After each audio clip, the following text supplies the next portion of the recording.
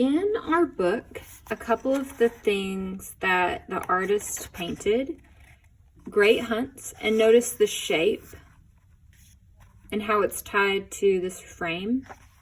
So here's another shape where you can kind of see on this one, it kind of is the neck. This part would go down to the legs, front legs, back legs. You could even put a little tail here if you wanted. This says great deeds. And then this one is dream visions. So you guys have 3 options for what type of shape you're going to do. You could do a circle, you could do an animal type skin, or you could do kind of a more scalloped. You could do the frame with it, or you can just do it plain.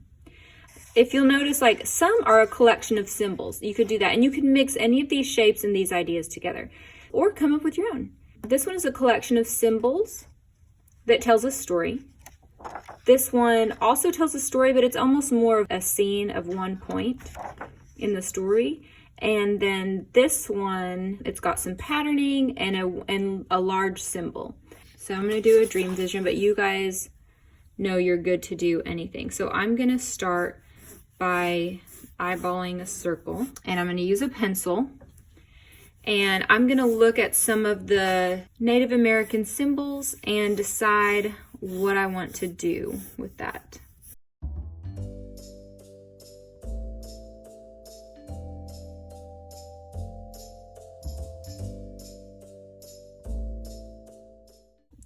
So I'm going to choose a few colors, a limited amount of, let's say 3 or less, of oil pastels. And I'm going to trace my outlines with oil pastels. Some details I didn't even bother doing with pencil. And I'm just going to put those in straight with oil pastels. And then I'm going to fill my colors in with chalk pastel. So I don't want to go too crazy on the oil. I want to leave room for the chalk too.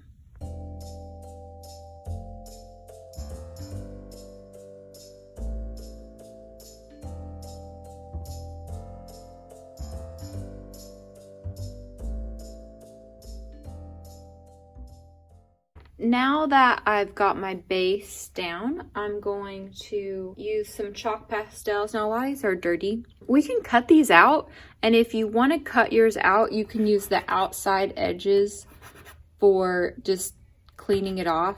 These get dusty and dirty, so you do need to be careful. I don't want you to blow the chalk dust across the table, and that will get on people, and we don't want that.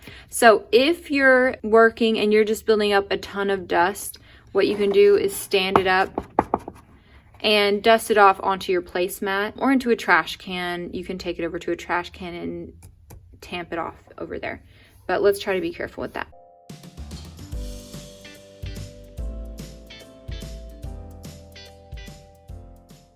So I'm going to be honest, I wanted to experiment with which I liked better, putting down the chalk pastels or the oil pastels first. I think there's some pros and cons to both. If you put the chalk pastels down first, the oil pastels don't blend as much, which is probably good. If you put the oils down first, it's kind of easier to remember what you were going to do. You guys can decide and experiment with both and figure out what you like to do, and I hope you enjoy making this project.